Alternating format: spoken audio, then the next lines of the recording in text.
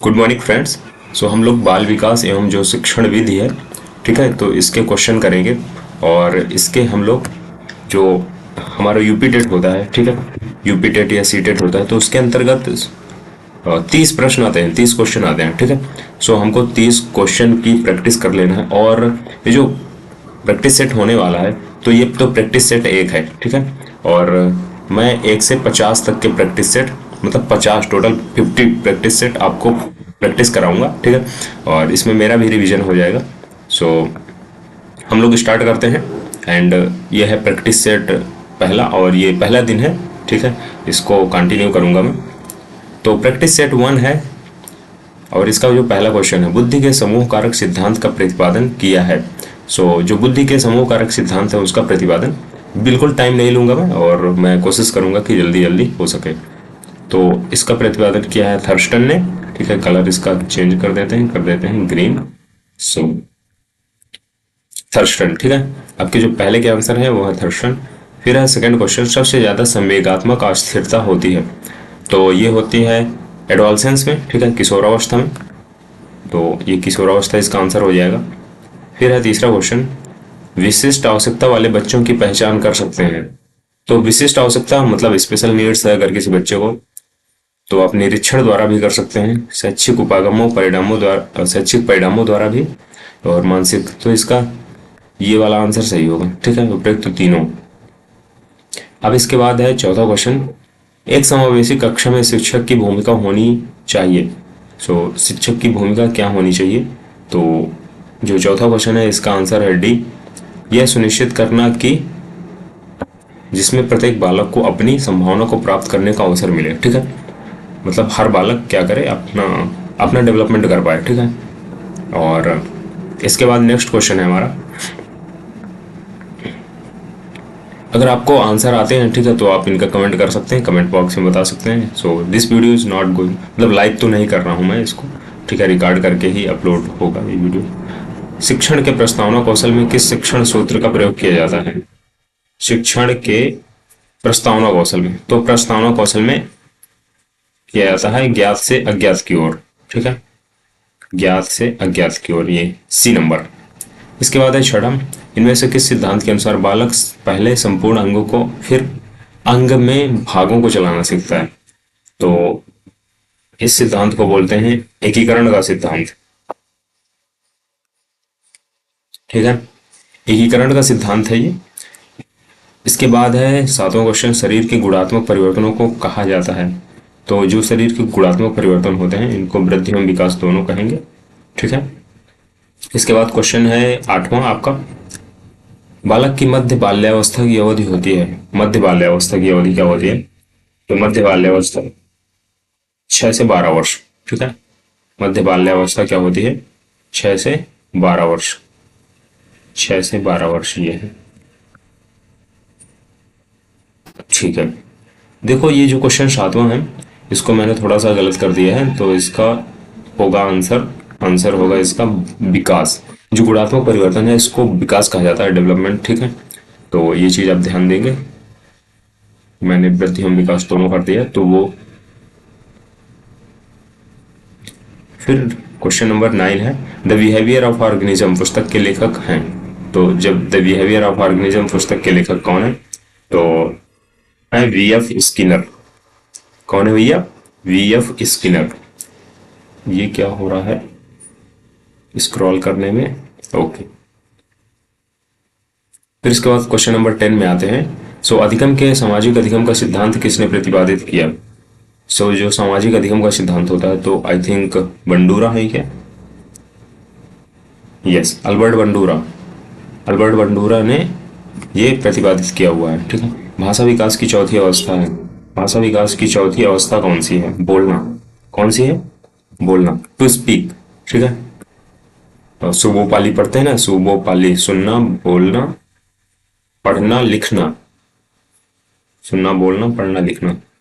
तो और तो कुछ दी नहीं है भाषा विकास की, ठीक है, 4 अवस्था होती है, तो इसमें से चौथी बोलना मान सकते हैं, उसमें से एक अवस्था है ये, है ना। चलो क्वेश्चन नंबर अब स्टार्ट करेंगे यहां से 12 से 11 तक हमारे क्वेश्चन हो गए। सो क्वेश्चन नंबर 12 है आपका, कक्षा शिक्षण में पाठ प्रस्तावना सोपान सीखने के किस नियम पर आधारित है? कक्षा शिक्षण में जो पाठ प्रस्तावना है सोपान सीखने के किस नियम पर आधारित है? पाठ प्रस्तावना सोपान किस पर आधारित है? तत्परता का नियम किस पर आधारित है? तत्परता का नियम। ठीक है, थोड़ा सा इसको ऐसा करें। फिर इसके बाद है अगला क्वेश्चन आपका 13, एक शिक्षक शिक्षण को आनंददायक, मनोरंजक और रुचिपूर्ण बनाने के लिए किस विधि का प्रयोग करना मतलब उसके लिए उत्तम होगा? ठीक है, तो ये खेल विधि होगी। खेल विधि के माध्यम से क्या कर सकते हैं? मनोरंजक तरीके से, मतलब खेल खेल में बच्चों को पढ़ाया और सिखाया जा सकता है ना।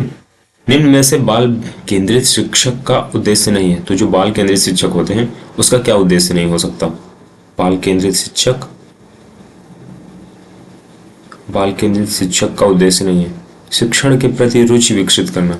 ठीक है, तो जो बाल केंद्रित है शिक्षण के प्रति रुचि विकसित करना ये उसका उद्देश्य नहीं है। बाकी सहयोग की भावना विकसित करना उद्देश्य है, स्वतंत्र रूप से कार्य करने की प्रवृत्ति विकसित करना कि ठीक है बच्चों को बहुत मतलब दबाव नहीं करना। और फिर अगली चीज है स्वयं करके सीखने की प्रवृत्ति विकसित करना कि बच्चे स्वयं करें। ठीक है, मतलब खुद भी टीचर जो शिक्षक है वो करके दिखाएगा बच्चों को। तो शिक्षण के प्रति रुचि विकसित करना, ये वाला आंसर डिफरेंट है, ये उद्देश्य नहीं है। इनमें से किसने किशोरावस्था को शैशवावस्था की पुनरावृत्ति कहा है? सो शैशवावस्था की पुनरावृत्ति रास ने कहा है। ठीक है, क्वेश्चन 16 है आपका, अधिगम उपयुक्त अनुक्रिया का चयन करना तथा उसे उत्तेजना से जोड़ना यह किसने कहा? तो यह कहा है थॉर्नडाइक ने। किसने कहा भैया? थॉर्नडाइक जी ने कहा है। Thorndike, Thorndike. ठीक है, थॉर्नडाइक, कितना अजीबोगरीब नाम है। सो यदि किसी कक्षा में अधिकांश छात्र प्रायः ऊँघते हुए पाए जाएं, मतलब उनको नींद आ रही है ऊँघते हुए, तो छात्रों में कोई कमी हो सकती है, कक्षा के भौतिक वातावरण में कोई कमी हो सकती है, और शिक्षण में कोई कमी हो सकती है, उपयुक्त सभी। तो मुझे तो इसके आंसर सभी लग रहे हैं, यस, क्योंकि अगर ऊँघ रहे हैं सारे बच्चे सो ये सारी समस्या हो सकती हैं। ठीक है, यदि कोई छात्र अध्यापक के निरंतर प्रयास के बावजूद बार बार कक्षा में फेल हो रहा है तो इसका संभावित कारण क्या हो सकता है? अध्यापक तो प्रयास कर रहा है बेचारा अपना, लेकिन जो छात्र है, ठीक है, जो बच्चा है वो फेल हो जा रहा है। सो छात्र की बुद्धि औसत से बहुत नीचे होना ये कारण हो सकता है। 18, यस, छात्र की बुद्धि औसत से बहुत नीचे होना। ठीक है, यही मतलब सबसे बड़ा कारण है कि बच्चे की जो इंटेलिजेंस लेवल है, उसकी जो पढ़ने की क्षमता है, कैपेसिटी है, मतलब नहीं पढ़ पा रहा है या नहीं समझ पा रहा है चीज़ों को। ठीक है, अल्फ्रेडा के मांग सिद्धांत के प्रतिपादक थे। मांग सिद्धांत मुझे याद है जब मैं पढ़ता था, मतलब छोटी क्लास में, ठीक है, अप टू 5th तक मान लो, तो ऐसे कुछ बच्चे रहते थे जो शायद नहीं समझ पाते थे या नहीं काम नहीं कर पाते थे अपना होमवर्क। ठीक है, चीज़ों को सही से नहीं कर पाते थे, तो उनकी बड़ी पिटाई लगती थी। प्रेरणा के मांग सिद्धांत के प्रतिपादक थे। मांग सिद्धांत तो इसमें होगा, इसके आंसर है अब्राहम मास्लो। कौन है? Abraham Maslow. ठीक है, अब प्रेरणा के मांग सिद्धांत के प्रतिपादक थे अब्राहम मास्लो। अब देखो सूची 1 को सूची 2 से मिलाना है। सो स्कीमा किसने दिया हुआ था? स्कीमा दिया हुआ था, स्कीमा के बारे में मतलब बताया हुआ था। किसने बताया हुआ था? पियाजे। स्कीमा को आप मिला देंगे पियाजे से, और जो ये नैमित्तिक सिद्धांत है ये दिया हुआ है स्किनर ने। फिर इधर शिक्षण की आगमन विधि किसने दिया है? शिक्षण की आगमन विधि दिया है अरस्तु ने, इसको अरस्तु मिला देंगे। एंड थ्योरीज ऑफ लर्निंग को इसको मिला देंगे आप हिलगार्ड से। ठीक है, हिलगार्ड, ये तो मैंने इसके ऊपर भी कर दिया। ठीक है, तो इस प्रकार से इनको मिला देंगे आप। इसके बाद आते हैं नेक्स्ट क्वेश्चन। सो देखो इसका जो ये है, क्या इसको बोलते हैं? कूट। इसका आंसर हो जाएगा सी नंबर। ठीक है, क्वेश्चन 21 पर आते हैं। स्किनर के अनुसार समस्या समाधान की वैज्ञानिक विधि में कितने सोपानों का अनुसरण किया जाता है? ठीक है, जो वैज्ञानिक विधि होती है, तो वैज्ञानिक विधि में 6 समस्या समाधान, यस 6, ठीक है। समस्या समाधान की वैज्ञानिक जो विधि है उसमें 6 सोपान का अनुसरण किया। सोपान बेसिकली स्टेप्स हैं, ठीक है। सूक्ष्म शिक्षण के भारतीय प्रतिमान में पुनः पाठ योजना या नियोजन की कितनी अवधि रखी गई है? पुनः पाठ योजना या नियोजन की कितनी अवधि रखी गई? 22 का होगा 12 मिनट, ठीक है। इसके बाद नेक्स्ट क्वेश्चन है आपका, निम्न में से किस कौशल के प्रयोग में आगमन विधि का संयोजन किया जाता है? जो आगमन विधि है इसमें संयोजन किया जाता है किस कौशल के प्रयोग में? ये है आपका दृष्टांत कौशल, ठीक है। दृष्टांत मतलब क्या होता है? एग्जाम्पल दे करके करना ना, उदाहरण दे करके करना। आगमन विधि का संयोजन किया जाता है दृष्टांत कौशल की एग्जाम्पल दे करके आप कोई चीज बता पा रहे हैं या पढ़ा पा रहे हैं, ठीक है। चिंतन स्तर शिक्षण प्रतिमान के प्रतिपादक हैं। जो चिंतन स्तर है शिक्षण प्रतिमान के प्रतिपादक कौन है? 24 का है मैरेसी हंट।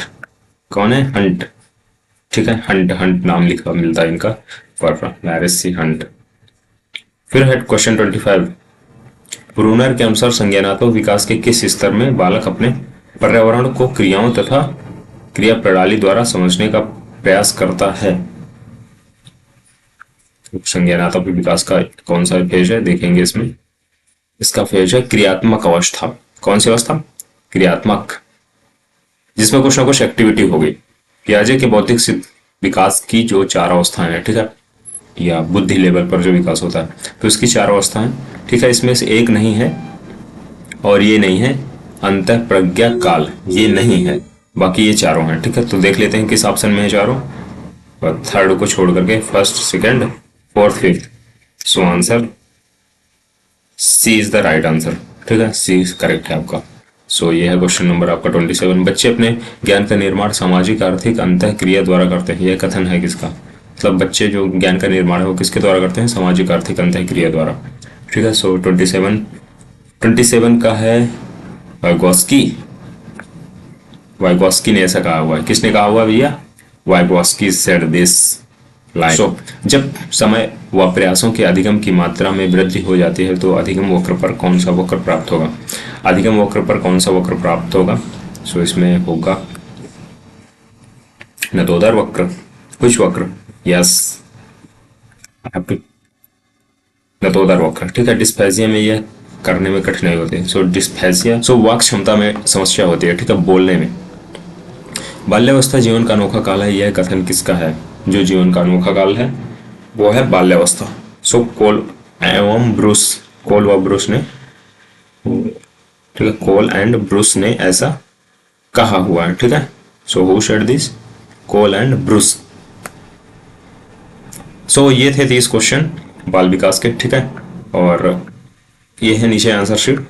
मैंने डिस्कस किया आपसे बाल विकास एवं शिक्षण विधि के 30 प्रश्न, ठीक है। ये तो प्रैक्टिस सेट 1 है। इसके बाद practice set 2, 3 and 50 practice set में कराऊंगा, ठीक है।